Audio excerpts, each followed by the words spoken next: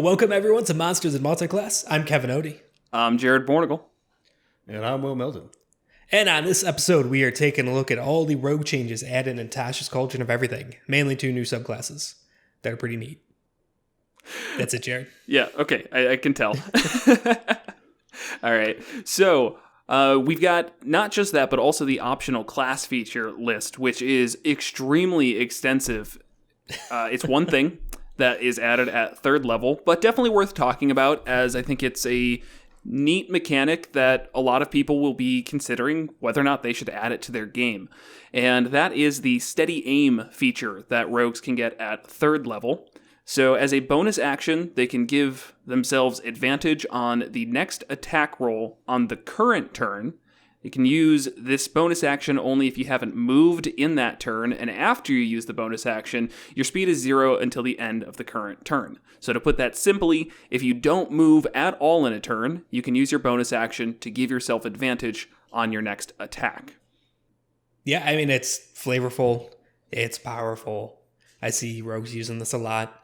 Interesting. I mean, it's steady aim, and the artwork is it as somebody kneeling and taking aim with a crossbow. But this could work with a melee weapon. Yeah. Though I don't know if you would want to just stand there as the rogue, because one of the big benefits of the rogue is being able to attack and then leave with disengaging as a bonus action. That's true. Most of the time you don't want to end your turn there, so most of the time it is going to be ranged. I could see sometimes it just kind of comes up naturally where you're like, oh, well, I don't really want to move anyways, so I guess I'll just use my bonus action to get advantage on my next attack. Right. Or this could be really nice for multiclassing. The nice thing for like a fighter to get a dex-based fighter, multiclass and a rogue. Pick up this. Just because you just get this, yeah. Yeah, you just get it's just another way to give yourself advantage. Yeah. So yeah, it is just nice. And it actually makes me wonder if this needs to be a rogue-specific feature. So stick with me on this, because I've mentioned this before, probably not on the podcast, I don't remember, but I really like the different abilities like grapple and shove, where you're foregoing an action or an attack to get something, and it's something that all characters can do, though it's mainly martial ones who do it. I don't know if giving this to literally every class would break anything. And when I say that, I do specifically mean with ranged attacks, because I don't know if I like every single melee character being able to do this, because that does greatly benefit like barbarians and such, though they have reckless attack. But besides the point, I feel like you could give this to any and all ranged characters and just say, hey, as a bonus action, if you stand completely still, next attack has advantage. And I don't know if it breaks anything or really steps on the flavor of the rogue.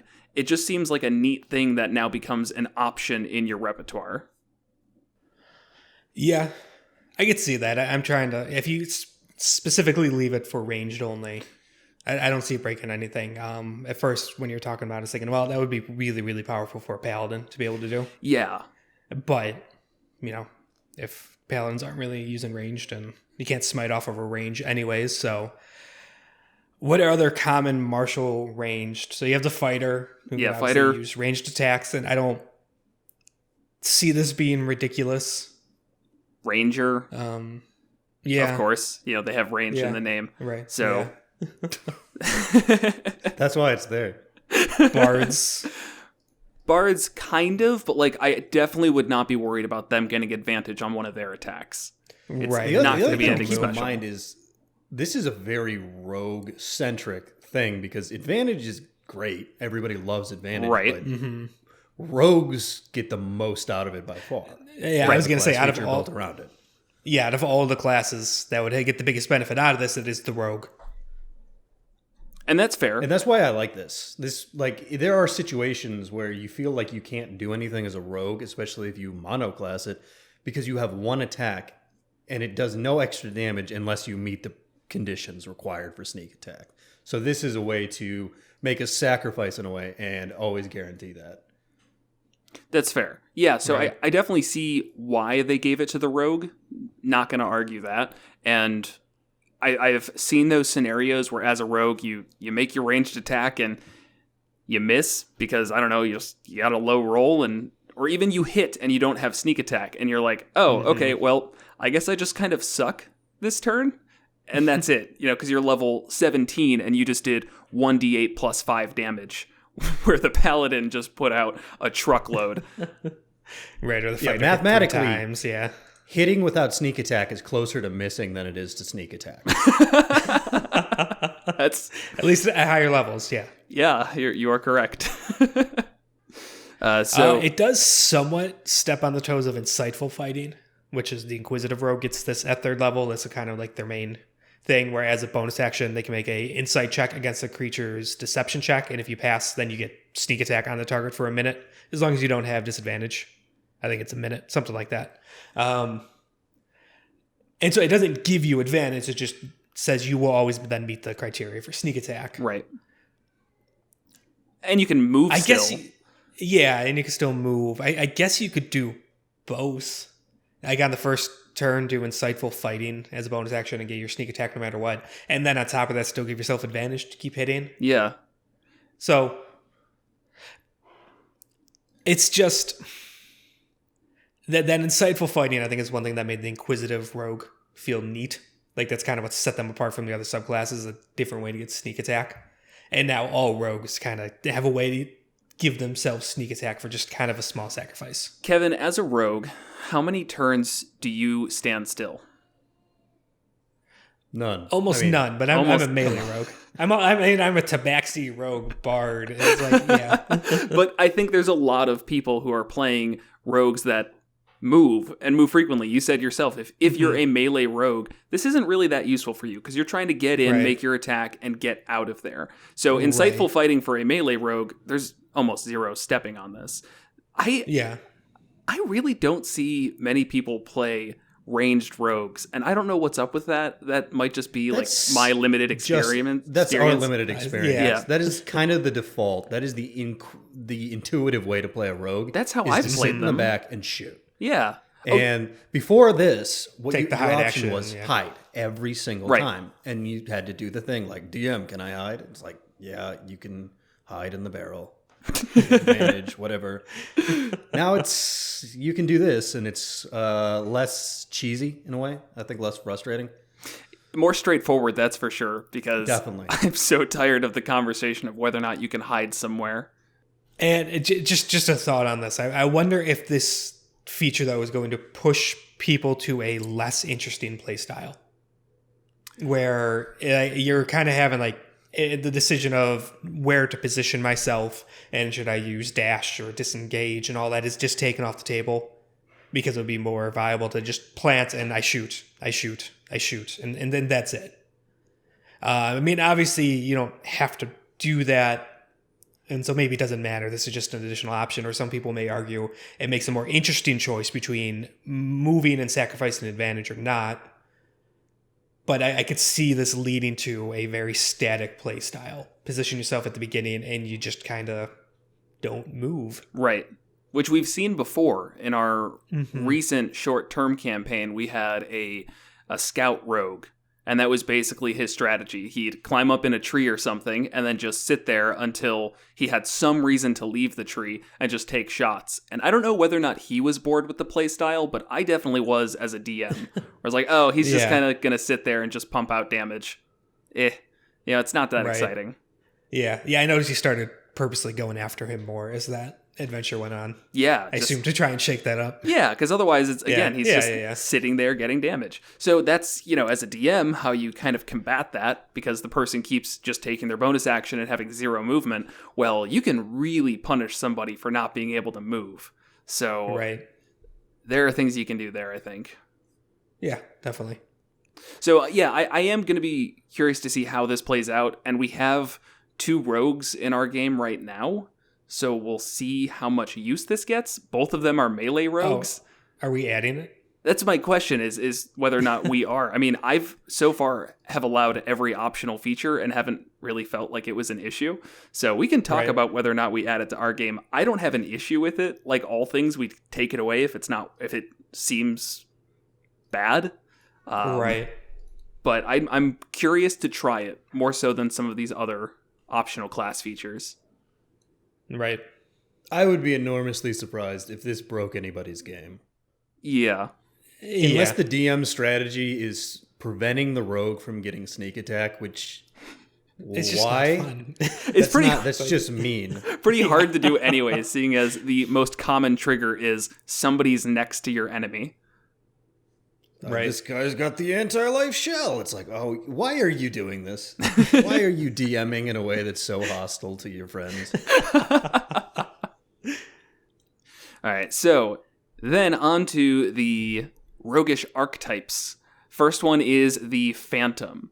So this subclass is all about the fine line between life and death. So it's adding some edginess to the already edgy rogue, which I think is honestly impressive. The fact that some people were sitting in a boardroom and thought, what if rogues, but death? I was just kind of rolling my eyes because I feel like there's a lot of subclasses where like, oh, it's like this class, but they straddle the line between life and death and become.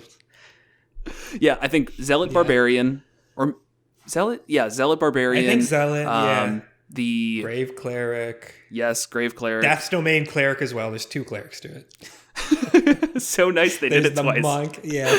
Yeah. Way of the Long Death for the monk. Then the Undying Sorcerer?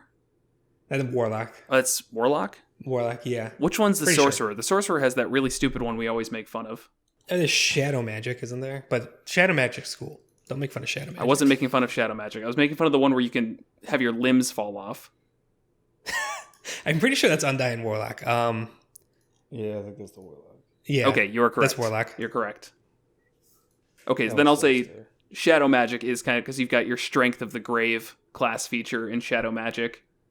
Right. So yeah, basically they're going through the ringer. There's very few classes that don't have this obsession with death. Right, and it's always they straddle the line and they facilitate transfer or block it when not needed. And right. Yeah. Though Life this on one does the go a edge. bit of a different way, more about collecting souls, which is more, admittedly, more interesting. I know I'm giving it a hard time, but I guess it does. The flavor is a bit different. It's also more freaking creepy. Like this dude's just walking around with a pocket full of souls. And everyone's like, yeah, that's perfectly normal. The necromancer raises one undead zombie that has no soul in it, and everyone loses their shit. This dude's walking around with people's souls that he's just using to break apart and ask questions when it's convenient.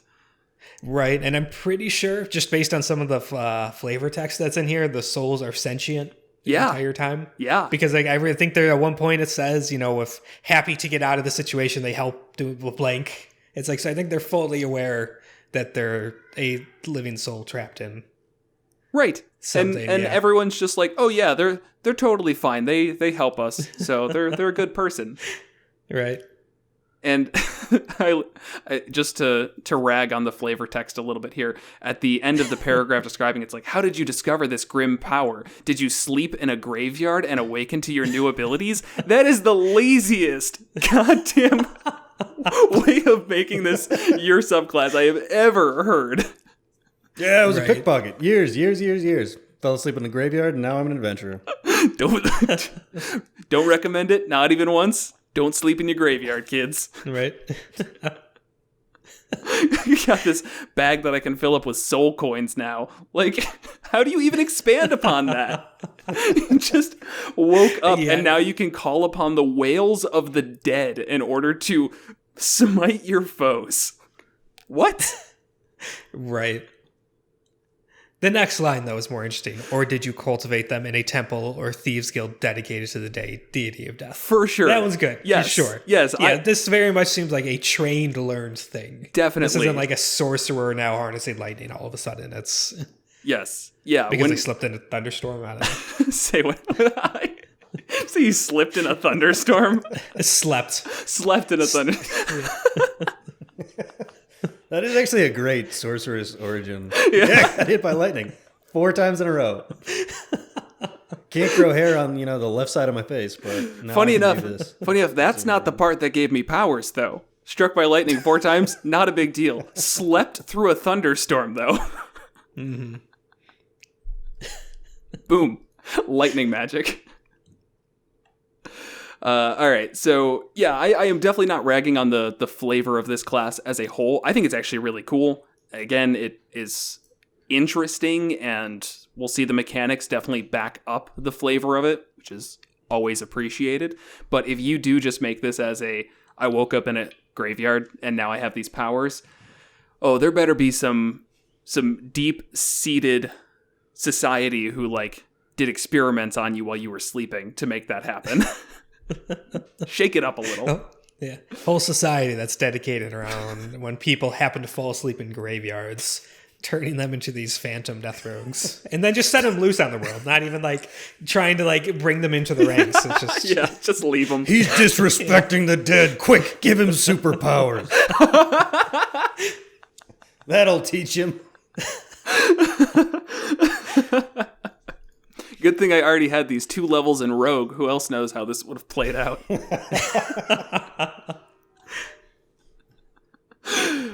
All right, let's get into the mechanics here. The first one being Whispers of the Dead, a 3rd level feature. Echoes of those who have died cling to you. Whenever you finish a short or long rest, you can choose one skill or tool proficiency that you lack and gain it, as a ghostly presence shares its knowledge with you. You lose this proficiency when you use this feature to choose a different proficiency that you lack. So you can have one at a time. And fine. Like, if this was the only thing you got at 3rd level, that would be a pretty crappy ability. But it's kind of like you get something else too, which we'll get to in a minute. So it's a nice bonus, just being able to, like, give yourself proficiency as needed. I think it's great. I actually really, really like it, just because you can prepare for whatever adventure you're about to be on, or since it's only a short rest, you can switch that around as you need. So, you know you're about to go up into the mountains. Well, maybe survival's going to help me, so I'm going to take that survival proficiency. Or you're about to have a whole day of just talking with people. Well, now you can take persuasion or deception or insight, whatever you don't already have. So I think that's great, being able to prepare for the day. And again, the flavor of it's pretty cool here. Its skills are limited in their nature in this game. You're not breaking the game cheesing skills. Right. But it's nice to have. Yeah. Yeah, just keep in mind, it's not that big a bonus. Like, at 3rd level, you're going to get +2 to a skill. Sure. You can't put expertise on this or anything. That's where things get really ridiculous with, like, expertise and things like that. At max level, then you get +6. And yes, that starts to become a lot, but you're level 20, so who cares? Or 17 when you get +6, but yeah. Looking at it from the lens of our game, though, and how very often you can't make a skill check unless you're proficient in it, then that's adding maybe even another person who can attempt that role.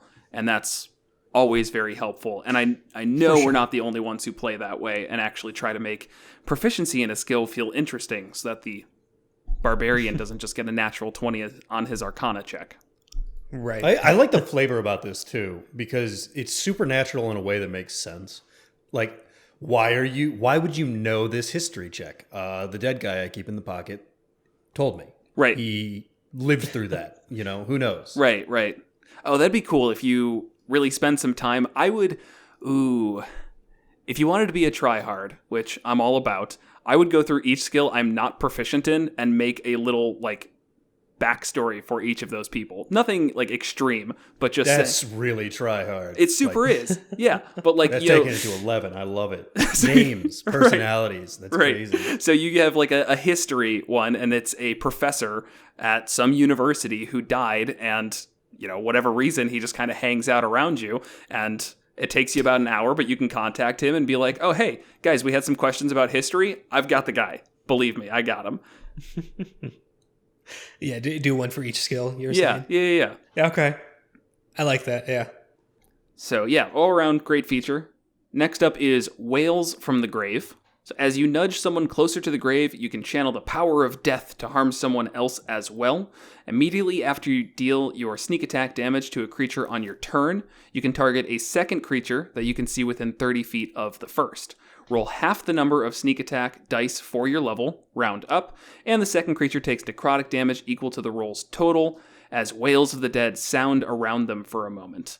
And you can use this feature up to your proficiency bonus and gain it back on a long rest.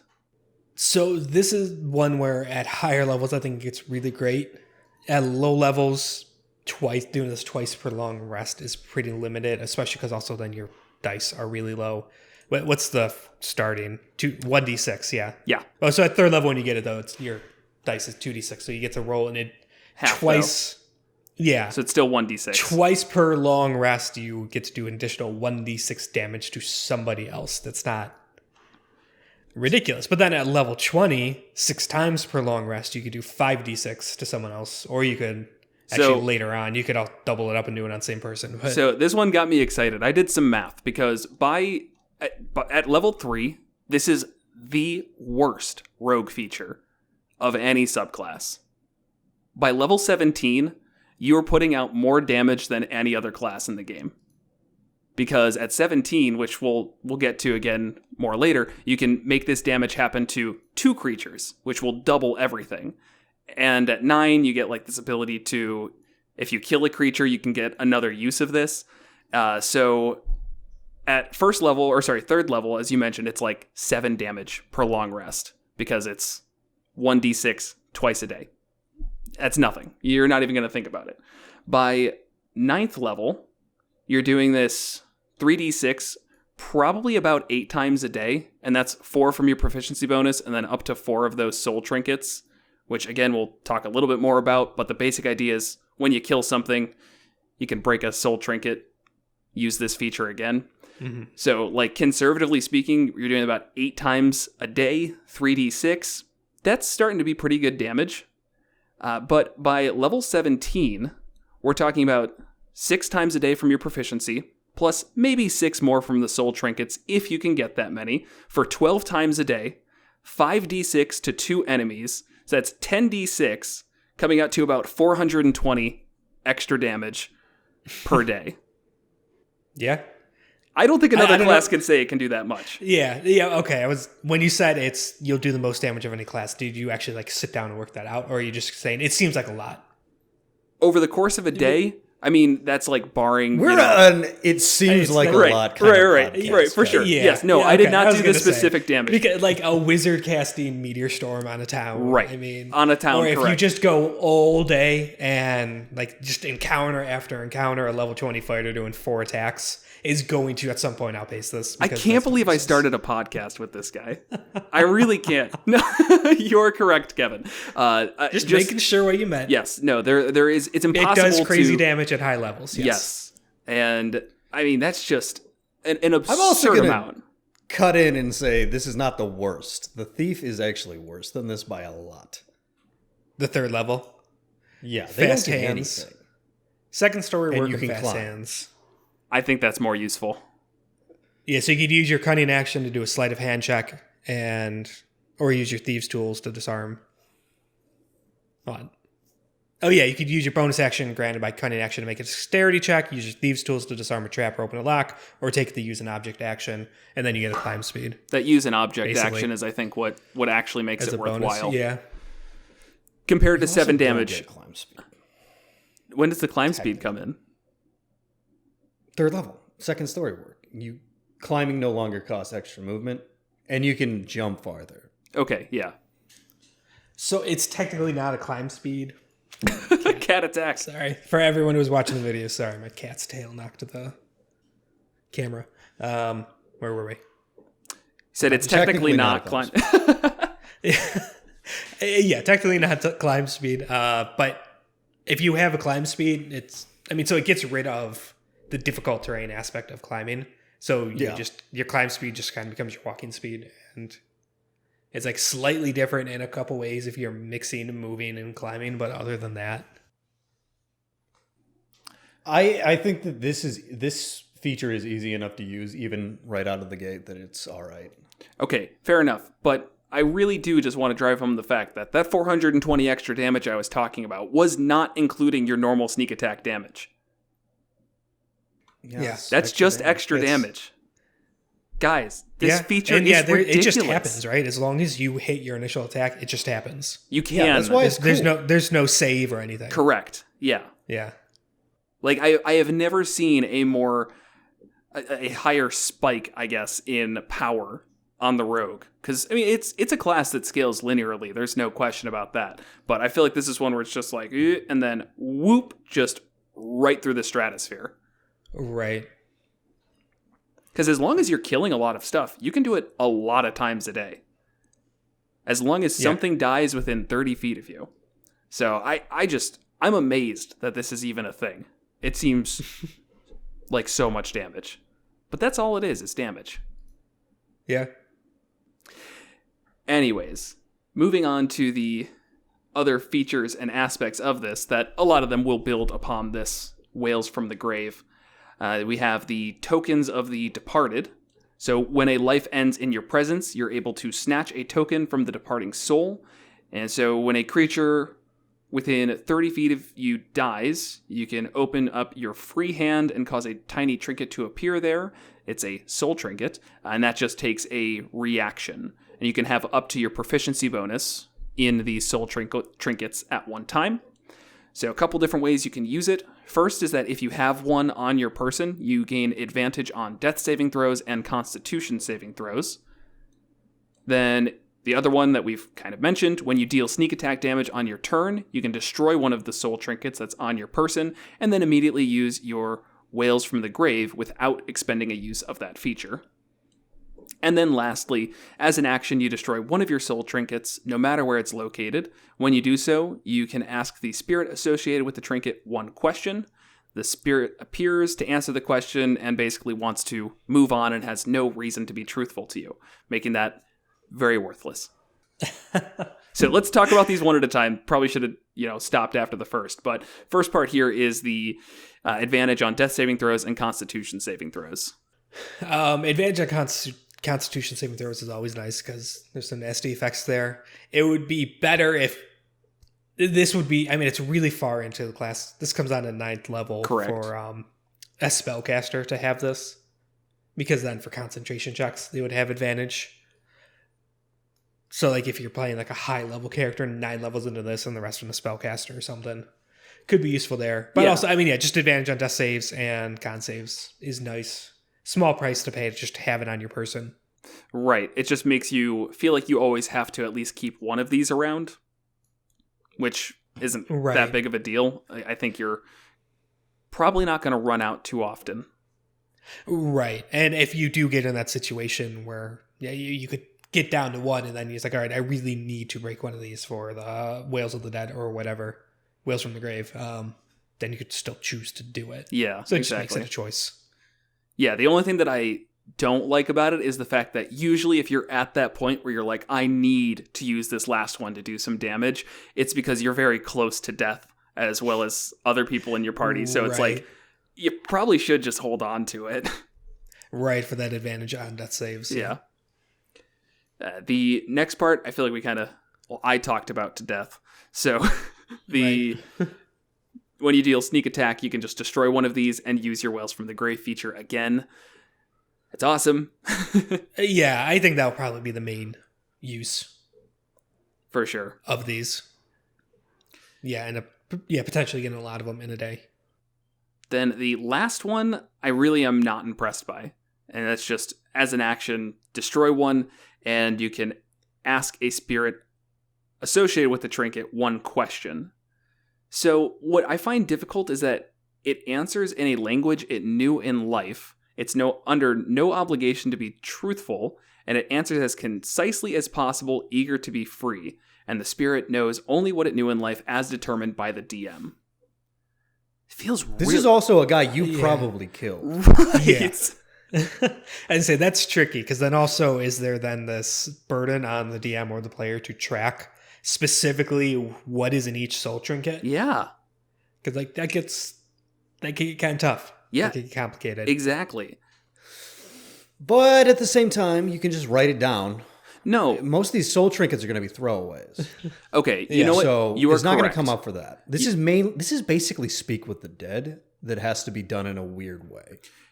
I guess how I would handle it is I would mark down soul tokens of creatures that were particularly interesting. If you killed somebody like the informant for your enemy, that one you're going to mark down and you're going to keep track of. If you kill some of the henchmen that you had to get through to get to this person, those are just you're going to break those as soon as you get them.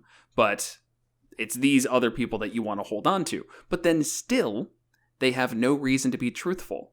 So what's the point? They have whatever reason to be truthful that they might have had in life. For instance, if you are tracking an informant and you see him get assassinated by the big bad guy, you can bring him back and be like, hey, what did you know? And then he's like, yeah, fuck that guy. That's a really specific... So mad I'm dead. That's a really specific Do you guys have scenario. Revivified? It's like, no, that's 300 gold. Right. And you get to ask one question that they answer concisely as possible. Right. Yeah. Yeah, it's... and as you said, there's a really good chance you or your party killed them. And then, instead of letting them pass on to the afterlife or whatever universe you're in, you suck their soul into this trinket to be imprisoned until you find it convenient to ask them a question. And it's like, if there's any situation where something's not going to want to be truthful and helpful to you, that's it. Right.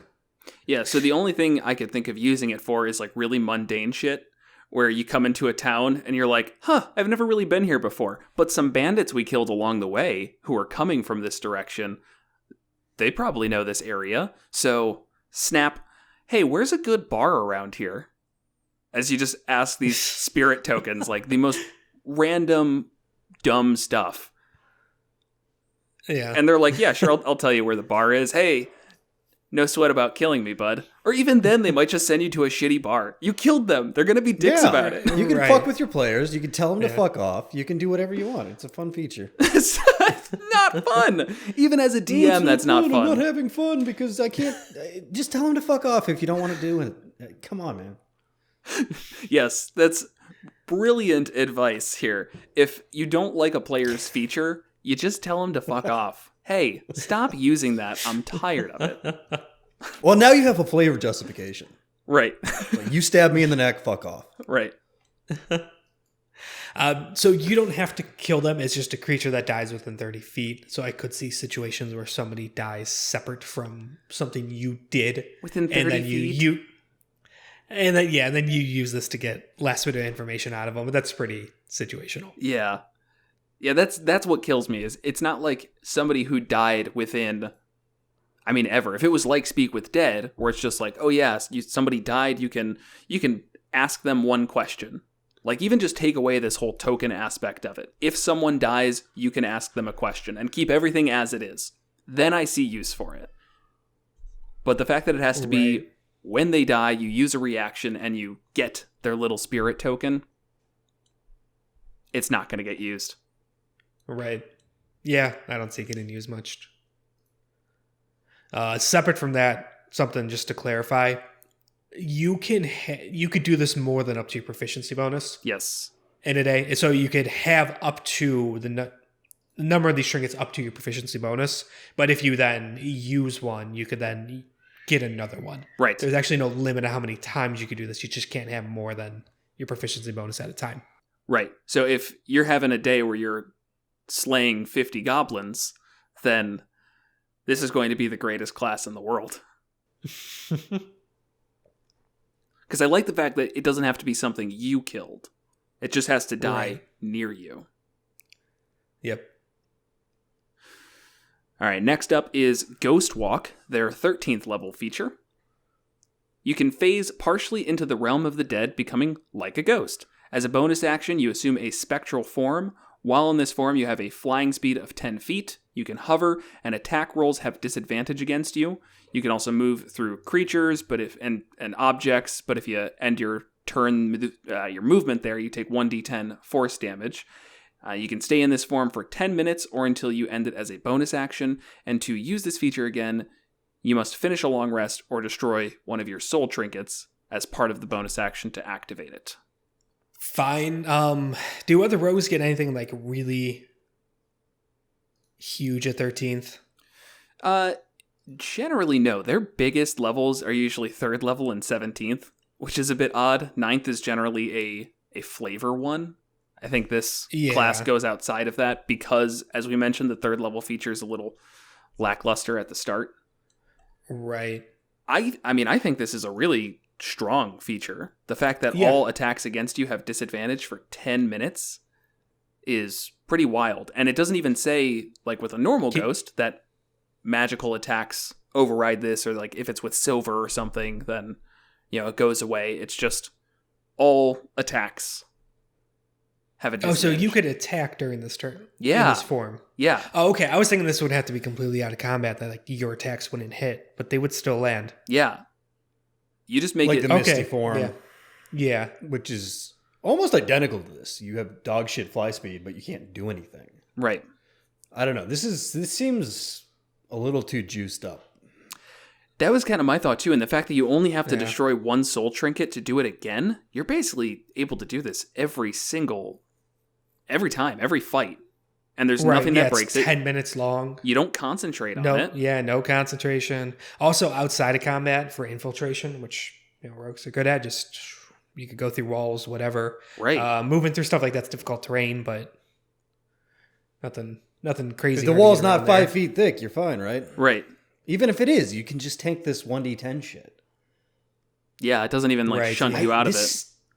You could also. It seems really juiced up. You don't you have a 10-foot flying speed, but you still have your walk speed. Right. Yeah, this is actually really strong. This class does just continue to spike in. That's what I'm saying. It does, and it doesn't slow down. The 17th level isn't like, oh, that's kind of dead. No, it's freaking amazing as well. Right. So I don't have anything else to say about Ghost Walk beyond wow. I mean, that's a really good feature. Yeah. So I don't see any reason why you wouldn't just use this every time. Yeah. So next is, you know what? Actually, before I do the next feature, I will say that as a DM, what you can do to get around this, or at least still hit them and not be frustrated, is target saves, because those don't get any benefit. Right. So there is at least that. If you do a wisdom save on them or whatever. Does this go away if you become incapacitated? It doesn't. This is ridiculous. Yeah. It's like freedom of movement as well. All right, imagine this playstyle. You fly straight up. Yeah. Everything has disadvantage attack-wise, and you just steady aim for the rest of the game. Yeah. Blowing things up. Other things that you're not even shooting with necrotic damage. I think this is too strong. Yeah, no, this is starting to bug me. Yeah. I mean, this... Yeah, because you could use this to get out of any non-magical restraints, grapples, anything like that. At higher levels, there's a lot of those big enemies that have swallow, which is always a scary thing to contend with. Just shoot right out. Just phase right on through to the other side. I mean, what? And again, the fact that it doesn't even go down when you're incapacitated. It's just up all the time. Is there a secret paragraph that is hidden in the or something? It's not like I haven't. I've done it before where I read through it and I'm like, I've got all the important information, and then miss something, but I'm not seeing anything here. Does spectral form mean something that we don't know? No, because it doesn't highlight in D&D Beyond. Yeah. So, that's wow. Next up is Death's Friend, their 17th level ability. Your association with death has become so close that you gain the following benefits. You win Dungeons and Dragons. It says it right here. It's just, that's it. It's been 6 years and we finally found out how to beat this game. So it's when you use your Whales from the Grave, you can deal the necrotic damage to both the first and the second creature. So effectively doubling the amount of damage that you're doing. Not doubling your sneak attack. Yeah, I guess it is doubling your sneak attack damage, basically, because you're doing half of it twice. Right. It's just not all to one creature. But it does give this now the strongest sneak attack of the rogues by far. Mm-hmm. And then also at the end of a long rest, a soul trinket appears in your hand if you don't have any soul trinkets, as the spirits of the dead are drawn to you. Heaven forbid you wake up not being the absolute god of the realm. Yeah. Honestly, even looking past the strength of the class or anything, in how these soul trinkets are used, I don't expect you to end too many days without one of them. I would expect you at least have one. I would rather this just give you one for free and just say, yeah, every night, every day that passes, you just get a soul token for the dead being attracted to you. You know how all the capstones are. Yeah, I know. If you're out, you get another. I know. It's just the other ones make sense to be out of, but this one, it's so easy to get that resource back that I don't really see it happening. Is it? Yes, because what happens at the end of a fight usually? You've killed something, and you no longer need to use one of these tokens. Yeah, so unless you are just somehow used your reaction. Well, like this class, I would be very careful ever taking opportunity attacks. Yeah. Which is kind of a rare thing for a rogue. But, I mean, unless you're sitting there with a rock in hand, smashing each one of your trinkets, trying to ask these dead people questions, I just don't see why you'd run out. One thing that I think, if I'm reading this right, is that will limit Death's Friend, the one where you can apply the half the sneak attack damage to the first and second. If you cannot use Wail from the Grave, because like if there's not an enemy within 30 feet of who you just hit with sneak attack, I don't think you could apply it. I just think you don't get it at all. There has to be an enemy within 30 feet to apply this to for Death's Friend to happen as well. That makes sense. I don't think you could just say, I'm just going to do this on the first because there's no one else around. You're right. Which actually makes this class a little bit not good for some like big fights. Right. Like say the dragon and only the dragon is a classic fight. What can you do? I know. You do the necrotic damage. Bag of rats, or you deal the necrotic damage to your barbarian. And you just say, suck it, bud. You get a ring of necrotic resistance, and then you just do the damage to yourself. Second creature that you can see within 30 feet. I don't know if you could... I know that wasn't completely serious, but I don't know if you could target yourself. That's interesting. I don't know why not. I never really yourself, considered Kevin? that wording. I mean, Are you an old school FPS where you look down and there's nothing? No feet. I don't know. Yeah, so that by no means like breaks this class. And I think it tempers it a bit so it's not just insane in every situation. Sure.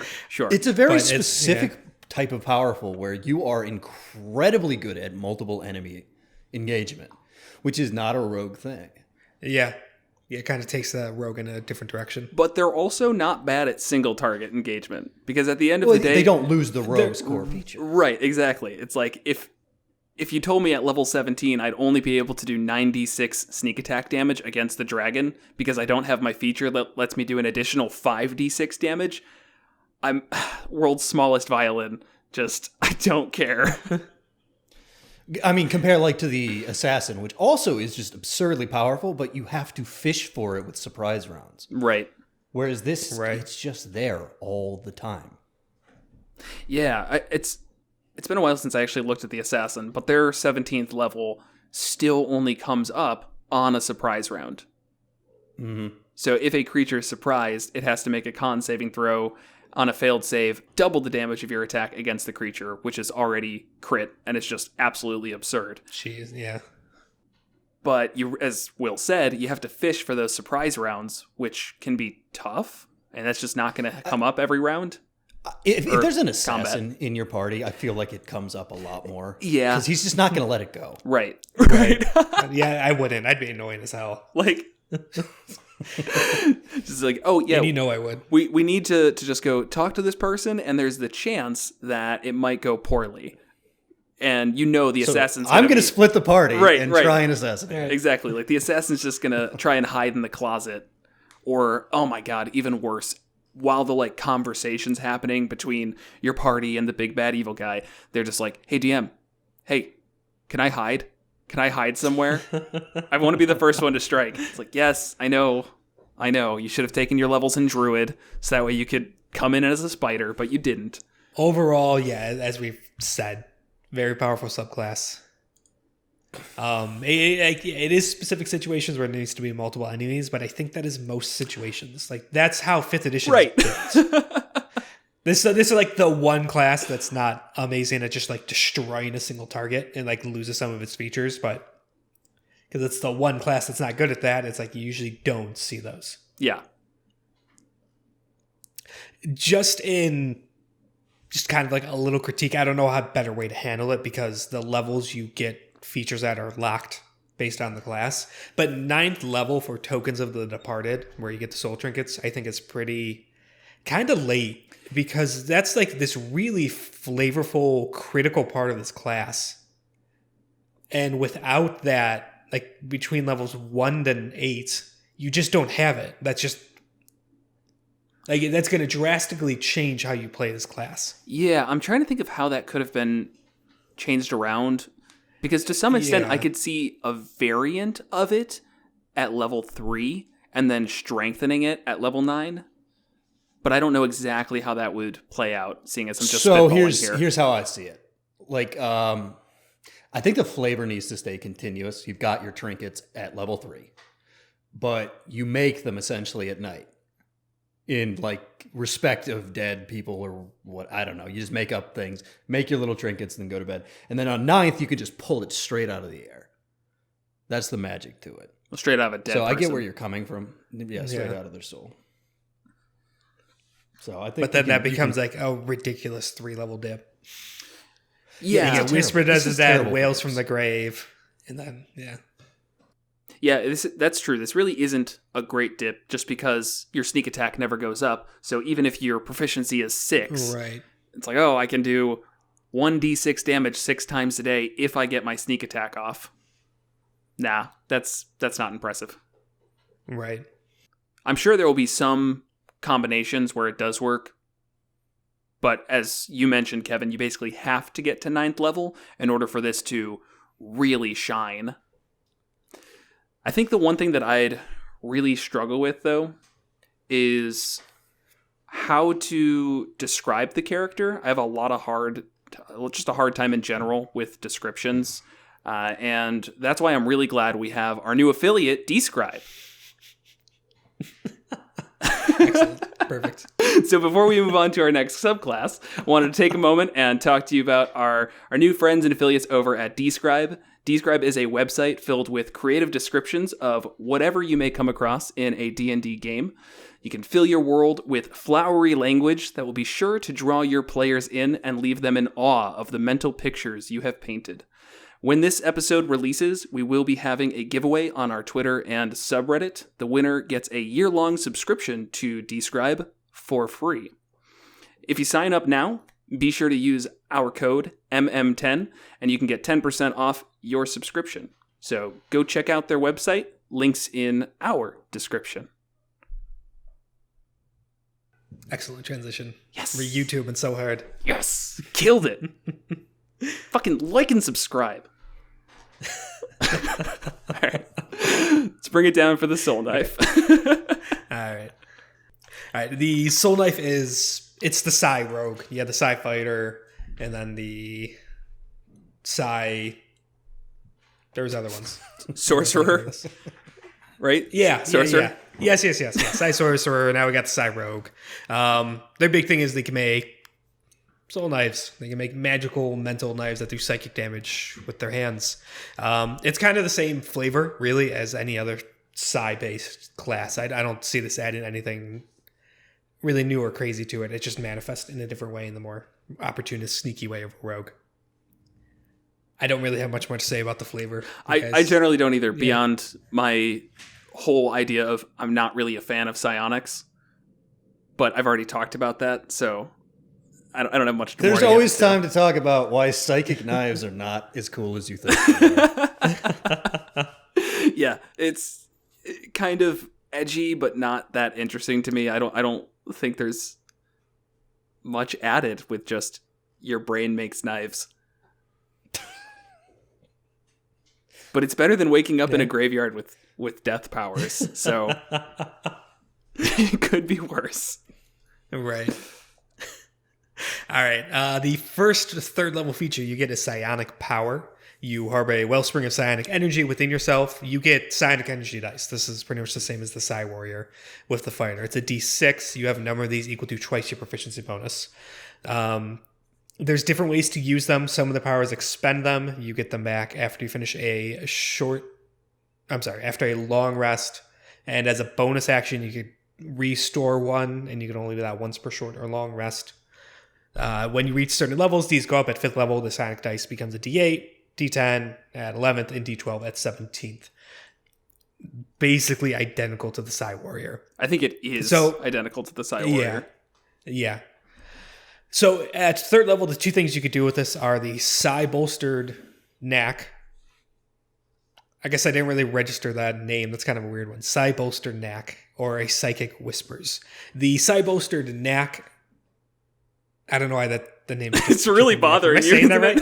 Yeah. Am I saying that right? Okay. Just call it the Psi-Knack. The Psi-Knack, yeah. Psi Bolstered Knack. No, that's a horrible name. So when your non-psionic training fails you, your psionic power can help. If you fail an ability check using a skill or a tool which you have proficiency, you could roll a psionic energy die, add the number rolled, and potentially turn the failure into a success. And then the absolute best part of this ability, you only expend the die if the roll then succeeds. That's makes it great. Yeah. There's a lot of different ways to be able to kind of, as a reaction, even though this doesn't even use a reaction, it's just a free thing to do. Add a die roll onto an ability check to try and pass, but then it's expended no matter what. So I really love that last sentence. This makes this just a great thing to have in your back pocket. Yeah. I couldn't think of a reason why you wouldn't use it unless you rolled like a 1 and you've got +2 to it. And you're like, okay, this one's lost. But if you're even anywhere in the middle, this is just a no-brainer. Right. And you care at all. If you care at all, if you don't care. Yeah. Right. Like, everybody roll perception checks and 3 out of 4 people do it and you're the 4th who didn't. It's like, that's okay. I'm going to let that one slide. And that's the one time your DM ambushes you and you're surprised for the round and you're like, damn it, that would have been worthwhile. Yeah. How you would flavor that one's a little weird, maybe. Just depending on what it is. That's because psionics is dumb. I could see, so like athletics checks, your kind of mental telekinetic powers, which you sort of have but sort of don't, like boost you and moves your body. Sure. But like to pass a history check, like is your psionic mind pulling into the depths of history and pulling out knowledge? I mean, it's just a little weird. Like, I'm sure you could figure it out, obviously, or just kind of gloss over it. But I don't know, Kevin. I think if we can't figure it out, then no one can. That's a pretty firm belief I have. Right. But no, I don't have an answer. I don't think there's, for the informational aspects of it, it doesn't make sense. All right, I got it. So all these mental ones, what is psionics? It's just thinking so hard that it hurts other people. Right. So you just think harder. Or you're pulling the information from other people's brains. It's like you're tuning into like a radio frequency, basically. A thought frequency. Where it's like, the cleric didn't realize that he knows this, but he totally does. He's just stupid right now. Right. So like insight checks would work really well. You essentially just get a little glimpse into reading the person's mind or whatever. Right. I can see that. I guess each one is kind of specific to its own right. If it's a nature check, maybe you're tuning into the nature channel. Like the magical channel, not the TV channel. Right. I know. Yeah. We all know the nature channel. All right. The other ability you could spend your psionic energy die on at 3rd level is Psychic Whispers. You could establish a telepathic communication between yourself and others. As an action, choose one number of creatures you could see up to a number of creatures equal to your proficiency bonus. Roll a psionic energy die. For the number of hours equal to the die roll, you could communicate telepathically with them. To resend or receive a message, you and the other creatures must be within 1 mile of each other. A creature can't use this telepathy if it can't speak any languages, which hopefully not a problem if you're just using this with your party. And they can end it at any time, no action required. You do not need to speak a common language to understand each other, which is cool. The first time you use this power, it's free and you get it back on a long rest. After that, you can spend a psionic energy die. This is pretty similar to the telepathic speech that the sorcerers get. The difference being that the telepathic speech for sorcerers is the only thing they get at 1st level. And for the rogues, they get this plus, their psi-bolstered knack, and then this psychic blades that we'll talk about in a second. So as like just an additional thing that they kind of get once per long rest for free. They can speak telepathically with a couple creatures for up to 6 hours, but minimum of 1. I'm okay with it. Yeah. It's all right. It's flavor. Right. The fact that you could do a group of people is real helpful. Like, just regularly use this with your party. Right. When needed. And when you get this at 3rd level, your proficiency bonus is only 2, so that is pretty limited. Someone will most likely have to be left out, and then you get that awkward, like, ooh, who do we leave out of this little secret telepathic club? But that actually I like the fact that you have to leave people out, because 1, it makes it more interesting. It's not just a free, everybody has telepathy with each other, but also it could be funny. Right. I mean, that's it. It just sounds funny to me. Right. But yeah, like it's fine. I don't feel super strongly about this. I'm not like in love with this. I don't hate it. I don't think it's like a waste of a feature. It's just right. There's other things that make this just a nice little add-on. Right. There are like 19 implementations of walkie-talkies in this game. This is that is true. They're starting to add on a lot. Yeah. I mean, they're useful. And for the same reason that I gave you all a shared language in our game, is because sometimes it's really nice to be able to talk to each other without everybody knowing what you're talking about. But it's also really awkward to just in the middle of conversation be like, hey, let's scoot. Let's get back to this conversation in 5 minutes. Right. All right. Also at 3rd level, they get psychic blades. This is kind of their main thing. You can manifest your psychic power as shimmering blades of psychic energy. Whenever you take the attack action, you can manifest these blades from your free hand and make an attack with that blade. It's a magic blade, simple melee weapon with the finesse and thrown properties with a normal range of 60 feet. No long range, so just can't attack beyond 60 feet. On a hit, it deals 1d6 psychic damage, plus the ability modifier used for the attack roll, so strength or dex. And then it vanishes immediately after it hits or misses, and leaves no mark on the target if it deals damage. After you do attack with this blade, you can make a melee ranged attack with a second psychic blade as a bonus action on the same turn, provided your other hand is free to create it. The damage die of this bonus attack is 1d4 instead of 1d6. That's cool. So, it's cool. Is it mechanically that great? Like, it's... No, because I can just use a dagger. Right. Like, all the time. Or, yeah, short sword. Short sword, sure, yeah. Whatever. It's... A short bow. I guess you can't do the bonus action attack. No, yeah. It's basically dual wielding without the need for a weapon. It's not like... I would think that this would need the damage dice to go up. This would be like a D8 and a D6 or something. Right. You know, or actually just let the bonus action attack be the same dice. Like, why does it need to be lower? Well, I'm okay with it being lower, at least at 3rd level. It's what you're saying, though. If it went up later on, I feel like I'd be a little more interested in it. Like, if it went up with your psionic energy dice. You know, at 5th level, it does a D8, and at 11th level, it does a D10. Because as we've talked about before, the rogue's damage, it's not about their weapon attack. So increasing that a little bit, who really cares? The bread and butter is going to be from their sneak attack damage. So just something to make it feel like it's still scaling is, I think, a little bit missed here. Yeah. So the psychic real benefit damage is nothing to fuck with, though. Fair. That's a what's immune fair to point. Right. Very little things. Things that can't think. Exactly.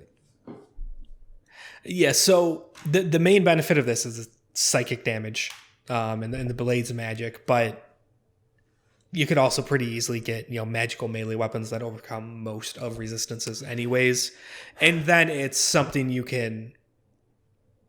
It's not a weapon you physically need to have. You essentially always have your weapon on you, which has its situations where that's useful. Right, but it's also never going to be a +1 weapon.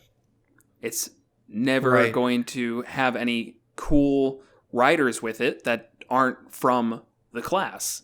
And D&D has this scaling that comes not just from your level, but from the equipment that you get that makes you stronger over time. And having a weapon that has to be tied to the class and tied to your mind takes away that growth. Yeah, because well, it does get cooler abilities at ninth level. It does. So it does kind of important. grow in that sense. But it's still never going to be a +1. And like I know that might be somewhat small, but like, you know, it seems kind of silly to me. You also don't get the second one if you don't attack with the first. So if you do get your +1 rapier that you're obsessed with, I mean, where your soul knives are just gone. Right. And so if this just added the ability to, as a bonus action, make an additional attack and it's a D4, I don't think I'd actually have a problem with this. But the fact that you have to use your first attack as this Psychic Blade to get the second one, I become a little more hesitant on it. We should remake 5th edition in our vision.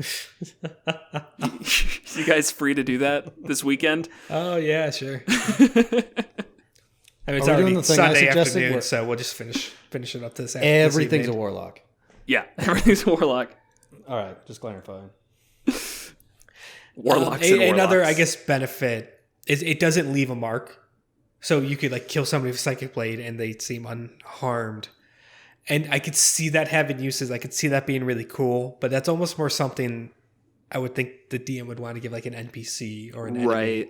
And to like kind of create this mystery around it and what's going on there. Because if it's with the rest of the party, it's going to be like, oh, look, he's got arrow wounds. He's got magical singes. He has a radiant burn, which I guess we know what that looks like in this world. But I don't see any knives. So it couldn't have been that party because they definitely had a rogue.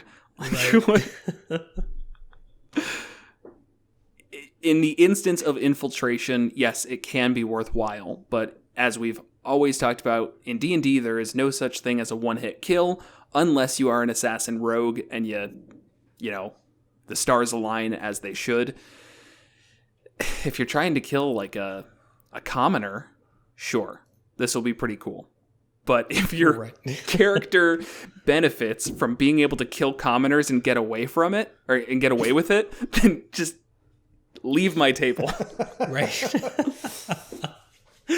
No, it's part of my character. I can kill people and nobody knows it was me. Like, yeah, that doesn't mean you need to kill people though. So like, but that shop owner wouldn't give us a discount. Right. The side finger discount.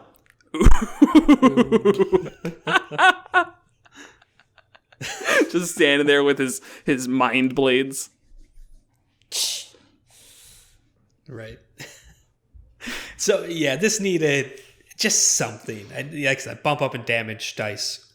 So it's like a way to be able to do dual wielding with a non-light weapon in a sense is what that would turn into. Right.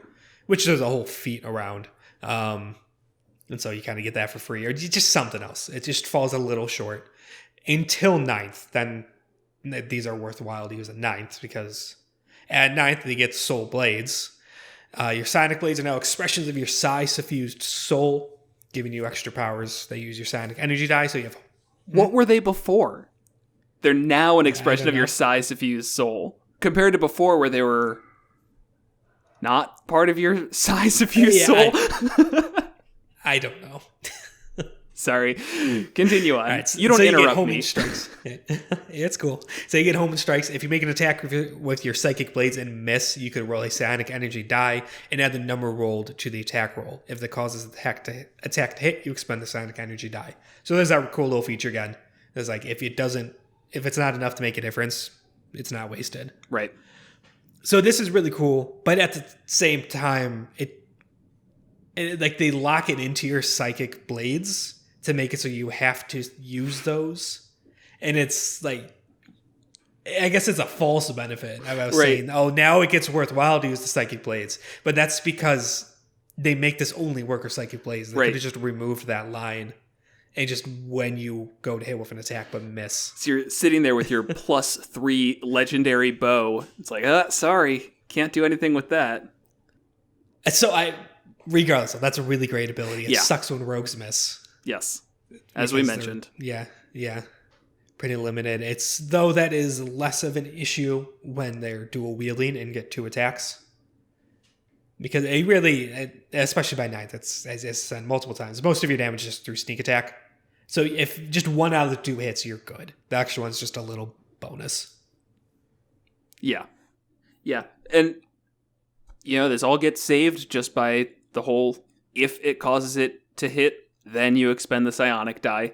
If this had a chance of failure, then I would throw this out immediately. Yeah. That definitely saves that. Backing up real quick, back on just the original 3rd level Psychic Blades, the bonus action attack, based on if I'm reading this right, you do get to add your strength or dex mod to it. Okay. Which usually with dual wielding you can't unless you have the 2-weapon fighting style, which rogues don't get. They don't get fighting style, so that's another little boost.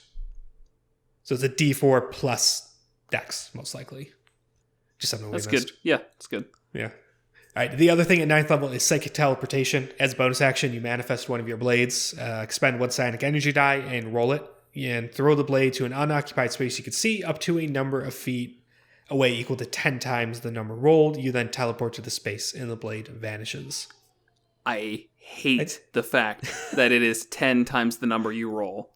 Screw off. Just give me a set number and let me do my thing. If I need to do something and it's 30 feet away and I roll a 1, I am going to be so mad that this feature is now completely worthless. Yeah, because it's used no matter what. Yeah. It's not like you could roll and then go, never mind. Just let me do it up to 60 feet. It doesn't change anything. Yeah. And that's how far it already can go. That's where I get the 60 feet from. It's already established you can throw them 60 feet. So let me throw it 60 feet. Right.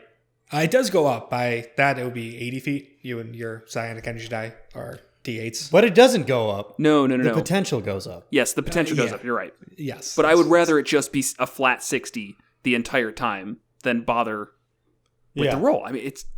You could go up to 120, but you won't. You'll go 10 when you need to go 120. Right.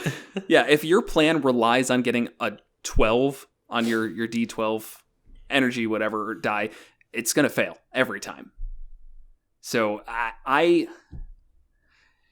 you can pull this up for reference in the future. If anybody at my table ever plays with this character and gets to 9th level, that is going to have a flat feat.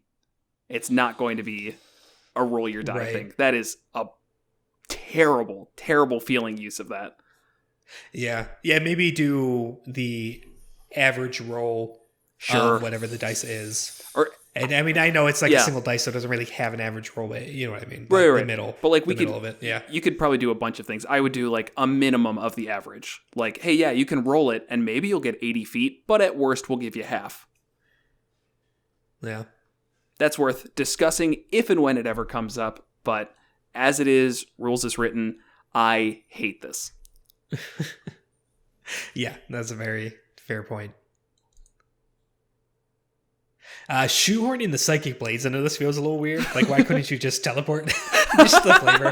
Like, it does not impact anything at all, because you could just do it. Just why is it as a bonus action just teleport? Why is it as a bonus action you throw a Psychic Blade and then teleport to it? It's kind of cool, I guess. Yes. I've been really negative on this class. I'm trying to say at least this thing isn't that bad. I don't know, because up until this point, the Psychic Blades, they're just about dealing damage. You poof it out and you hit something and it deals psychic damage and hurts the brain and it goes away. And that's everything the Psychic Blade is. Right. And now, though, you could teleport to where it lands on the ground. Like, you're going to, chuck it and it's just going to, awkwardly spin through the air and clunk, clunk, clunk. And then poof. If they wanted teleport to it, I don't know. It just feels weird. Right. If they wanted to, really just make the knife more broad, they could incorporate it into the other abilities, the Psy-Knack, where you stab yourself in the head with your psychic knife and to relieve the pressure, right? And then that gets you your extra amount you need to succeed the ability check. Or for the psychic whispers, you choose people up to your proficiency bonus and you stab them with knives, and now you can speak with them knives into their skulls. Right, only you can see the knives, and now it's like a little telepathic beacon that you can use to little antennas sticking out of there. So there you go, Kevin. Now it's the flavors brought into all of them, and I'm sure that satisfies your issue with the psychic teleportation. Yes, thank you. Yes. I hate psionics, man. Too. It's all because of Biscuit, the psionic that Will played at our table one time. I love that they just abandoned the Mystic. They're like, we can't fix this. It was like 20 pages. Yeah. All right, next ability. All right, yes, 13th level, Psychic Veil. You can weave a veil of psychic statics and make your mask yourself. There we go. Misread that. As an action, you can magically become invisible along with anything you're wearing or carrying for up to 1 hour or until you dismiss this effect. It ends early, immediately after you deal damage to a creature or you force a creature to make a saving throw. You can use this feature once per long rest, or you can spend Psionic Energy die to use it again. More like psychic fail. Am I right, guys? I mean, an hour of invisibility is good. Yes. But at the same time, it's like, it's kind of... This is the only way to get 13th. an hour of invisibility that disappears when you attack it. Wait a second. I was going to say, yeah. Wait a second, I think. Second level spell? Let me check something. Second level spell, right? How long does that last? Is that... It's an hour, I think. Invisibility is longer than you expect. I don't know the exact 1 hour. number. Yep, it's a concentration spell, 1 level, hour. Second level. It's basically the exact same effect. Yeah, and at 13th level, you definitely have level 5 spells, so greater invisibility is now on the table. Mm-hmm. Yeah. And it takes a whole action, so it's not going to be used in combat. It's going to be used to start combat, maybe, and do some scouting and stuff. Right. Yeah, and then especially compare this to the Phantom's Ghost Walk ability they get at 13th. Which is it's like, what? Game breaking. Don't compare anything. Right. Compared to this homebrew class that I just found on D&D Wiki, this is really weak. Yeah, no, this is all pretty right. lackluster. All right. Here's one thing. The other uses for your psychic dice aren't that good. So now you have another equally not great option.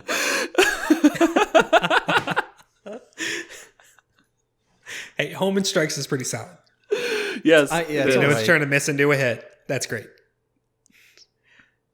I would honestly just save all of my psychic energy die for that. Yeah, me too. I would rather reflavor the Phantom as all being psychic.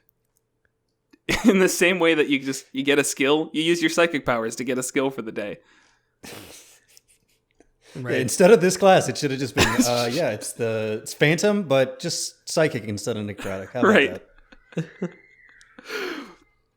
All right, we got one more left on this. Yep, and finally, 17th level Rendbind. You can sweep your psychic blades directly through a creature's mind, which, don't you do that anyways? Isn't that what it is? No. It's like, it does psychic damage. No. It leaves no mark.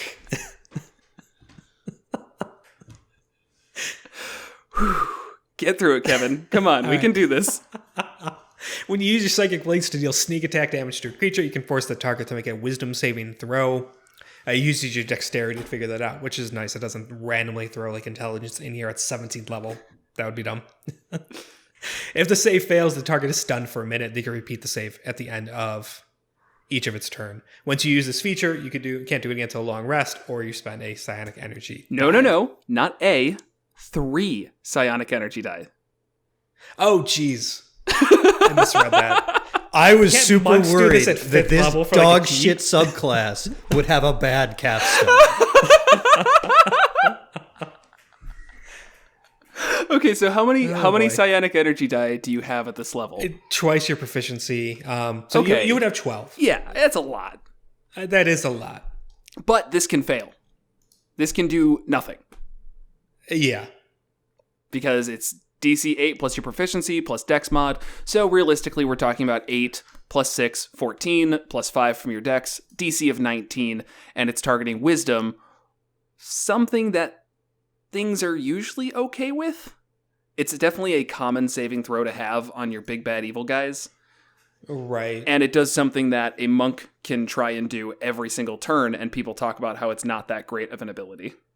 That targets the monk's stun. Yeah, and the monk's stun is just till the end of the next turn. This is for a minute. Right. But they get to repeat it every time, so most likely you might get an extra round out of it. Right. And does damage break it? No. Okay. Which doesn't for the monks either, but... That's, yeah. All attackers. Stunned is also not that good.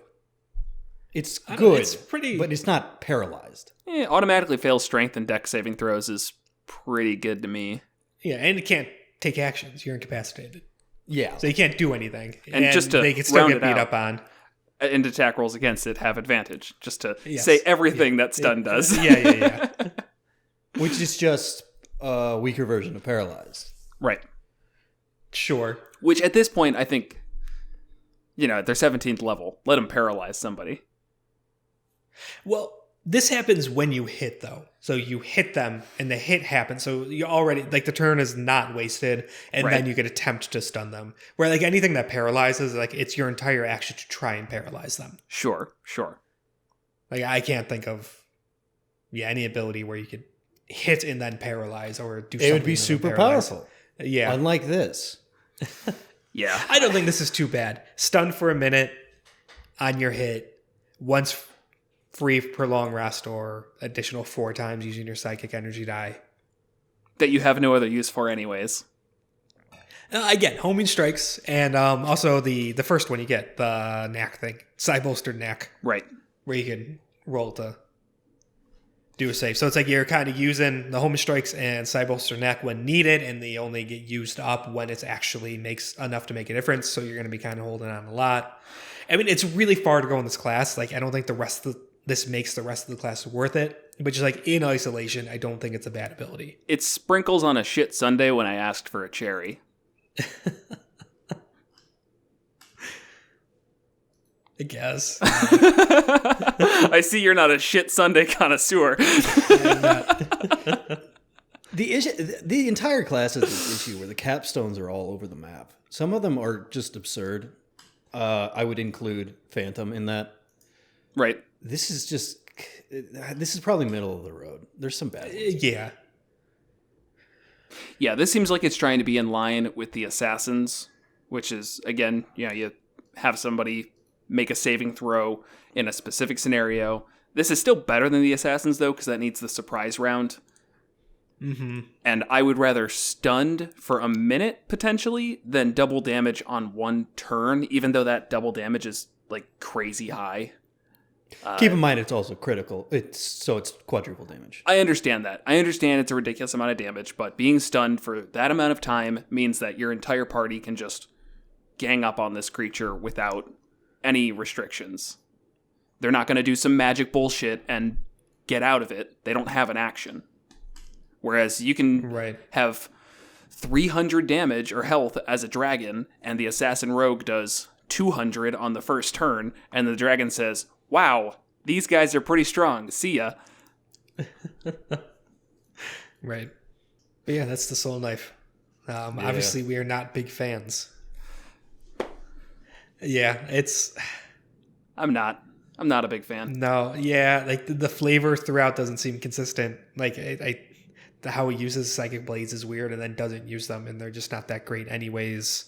And the only reason it's worth using them is because of the homing strikes for the most part, and that's just a self-imposed limit anyways. And maybe that's for balance reasons, but then you have 3rd through 8th level, where you have these Psychic Blades without the big benefit of them.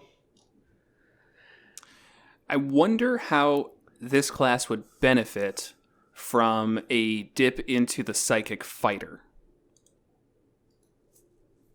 And I need to look that up because I don't have that imprinted on my brain right now. Right. The Psy Warrior. So, do they get more psychic energy die if they do a 3 dip? Because you have a number of these dice equal to twice your proficiency again. But is there any reason... It's the exact same name, Psychic Energy Dice. Right. And it's psionic power. So I would... My gut feeling is saying that a 3-level dip into fighter is now going to give you twice as many of those dice, and they're just not going to scale. So you would just have them at D6s, but you'd still get twice your level. But you could use them to fuel either one, just like spell slots. I would think, because I mean, the alternative is that you just can't take both. Right, which would be... Which is I feel like that would have come up. I'd have heard about that by now. Right. So that would get you That some... being said, I'm pretty sure, isn't there a rule in the player handbook with multiclassing where it says, like, if you have 2 abilities with the exact same name, you pick one or the other? The abilities. Like, because, like unarmored defense they're both and psionic things like power. that. They have the exact same name. All right, time to look at the multiclassing rules. We're going to skip ahead. Welcome to Monsters Multiclass. Time to look at the multiclassing rules. Hey, they don't come up that often.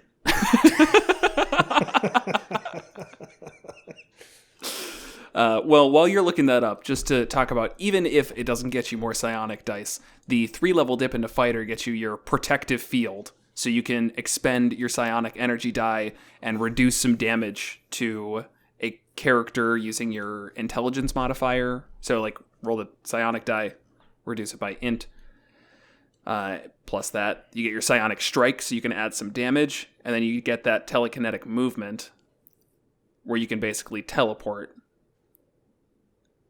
a creature? I have to read it. Yeah. You go if you found something. Yeah. So when it calls out like the stuff about the same name, it's actually calling out specific abilities like channel divinity, extra attack you don't get. You only just pick one. It's the same with unarmored defense. It specifically says if you get unarmored defense twice, you just pick one.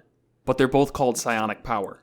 Right. It doesn't say, like, it specifically calls out unarmored defense in the multi-class rules. It doesn't say anything generically about abilities with the same name. You only pick one. Like unarmored defense and extra attack are specifically called out. So it seems like you would get both, and then you get to double your psionic energy dice. That doesn't really help that much. I mean, the abilities of the fighter, I think, do. Yeah. Or it also then just encourages, like, a Psi Warrior doing a 3-level dip into Rogue, going Soul Knife. Right.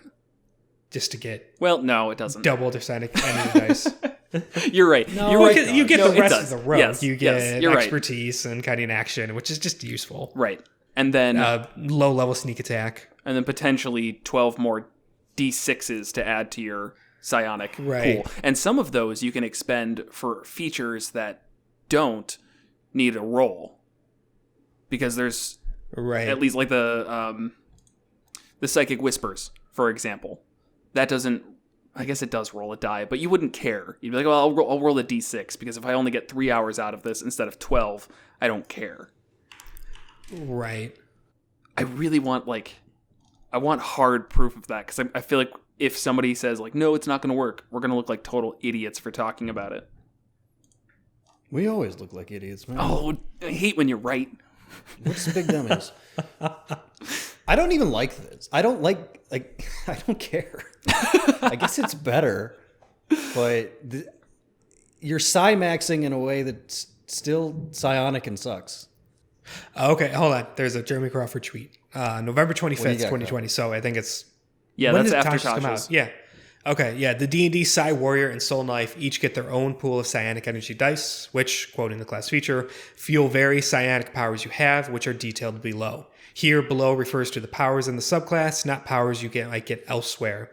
This means you use your Psi Warrior dice with your Psi Warrior powers and use your Soul Knife dice with your Soul Knife powers. Okay, so they can't fuel... Super clear. But you do get double the dice. Yes, but they can't fuel each other. I don't care. That's great. Just because, I mean, if I have the fighter ones, then great. Now I have a bunch of these psionic dice for the fighter abilities that are actually worthwhile. And then, I've also got some for my rogue that I can kind of pepper in. Homing strike, bro. It's great. Yeah. Honestly, if I was to do that, it would most likely get used on that the Psynac more than anything. Yeah.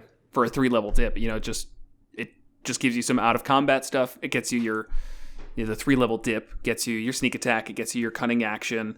It lets you speak in Thieves' Cant, which I mean, it's the reason I go rogue every time. Just for that thieves' cont. Right. Eventually got a laugh. It took a while, but I got it. I was reading through the Psy Warrior stuff again, and it didn't really register what you're saying. Yeah, that's fine. I'll take the pity laugh. I don't like that class either. We did a whole episode on Psy Warrior. I know. I didn't like it then either. I don't like these classes, man. The Aberrant Mind doesn't get any, right?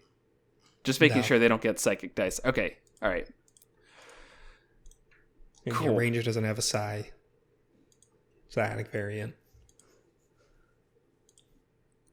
All right. Yeah, so I got nothing more with this. Yeah. Not a great class. Pretty clear. Yeah. Multiclass. I could see it being really popular though. Regardless, I could see this being picked a lot because I know you're not a huge fan of the flavor. I was combining fan and flavor. Yeah, fan of the flavor. A lot of people are. Psionics are just ridiculously popular, and the Soulknife just sounds really cool on paper. So I have a feeling this will be a popular class that comes up a lot, which unfortunately just is going to kind of fall behind. But if people are having fun, who cares, you know?